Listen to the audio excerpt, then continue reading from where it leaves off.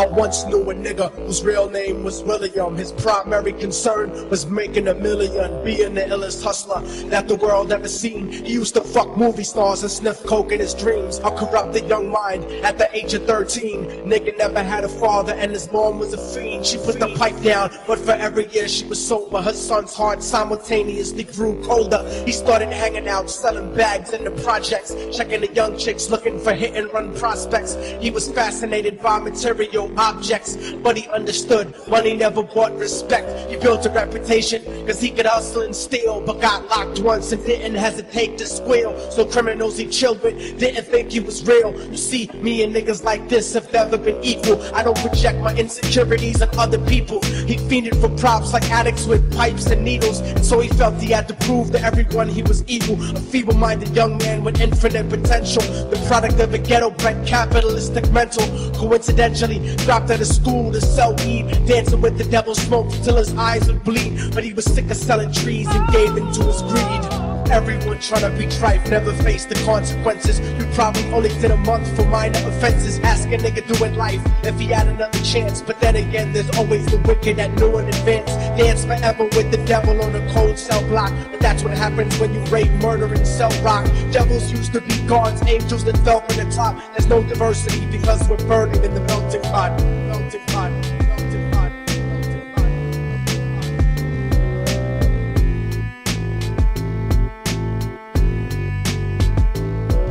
So Billy started robbing niggas, anything he could do to get his respect back in the eyes of his crew. Starting fights over little shit up on the block. Stepped up to selling brothers and brothers to crack rock. Working overtime, making money for the crack spot. Hit the jackpot and wanted to move up to cocaine, fulfilling the Scarface fantasy stuck in his brain. Tired of the block niggas treating him the same.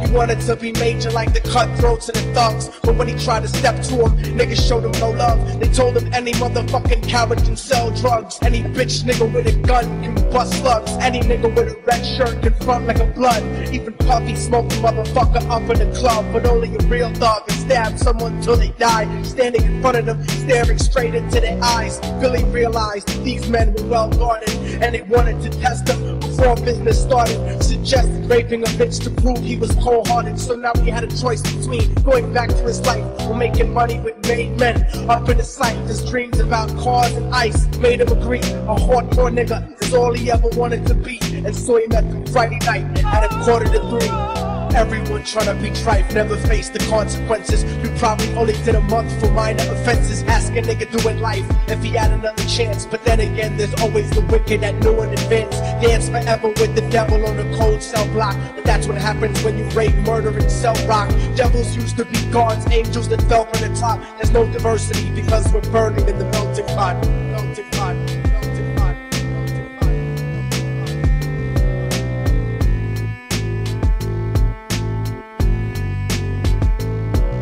They drove around the project slow while it was raining, smoking blunts, drinking and joking for entertainment, until they saw a woman on the street walking alone, 3 in the morning, coming back from work on the way home. Until they quietly got out the car and followed her, walking through the projects. The darkness swallowed her. They wrapped her shirt around their head and knocked her onto the floor. This is it, kid, now you got your chance to be raw. So Billy yoked her up and grabbed the chick by the hair, dragged her into a lobby that had nobody there. She struggled hard, but they forced her to go up the stairs. They got to the roof and then held her down on the ground, screaming, "Shut the fuck up and stop moving around." The shirt covered her face, but she screamed and clawed. So Billy stomped on the bitch till he broke her jaw. Them dirty bastards knew exactly what they were doing. They kicked her until they cracked her ribs and she stopped moving, blood leaking through the cloth. She cried silently, and then they all proceeded to rape her violently. Billy was made to go first, but each of them took a turn, ripping her up and choking her until her throat burned. A broken jaw mumbled to God, but they weren't concerned. When they were done and she was lying bloody, broken and bruised, one of them niggas pulled out a brand new 22. They told him that she was a witness for what she gone through, and if he killed her, he was guaranteed a spot in the crew. He thought about it for a minute, she was practically dead, and so he leaned over and put the gun right to her head. I'm falling and I can't turn back. I'm falling and I can't turn back.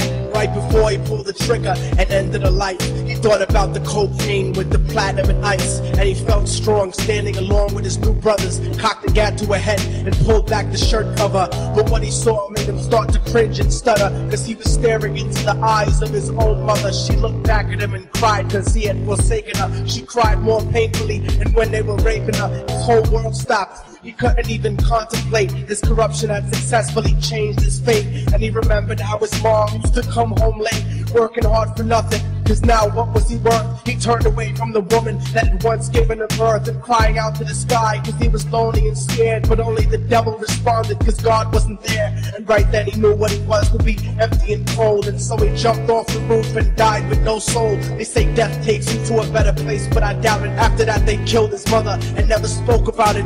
And listen, cause the story that I'm telling is true, cause I was there with Billy Jacobs and I raped his mom too. And now the devil follows me everywhere that I go. In fact, I'm sure he's standing among one of you at my shows, in every street cipher listening to Little Thug's flow. He could be standing right next to you and you wouldn't know. The devil grows inside the hearts of the selfish and wicked.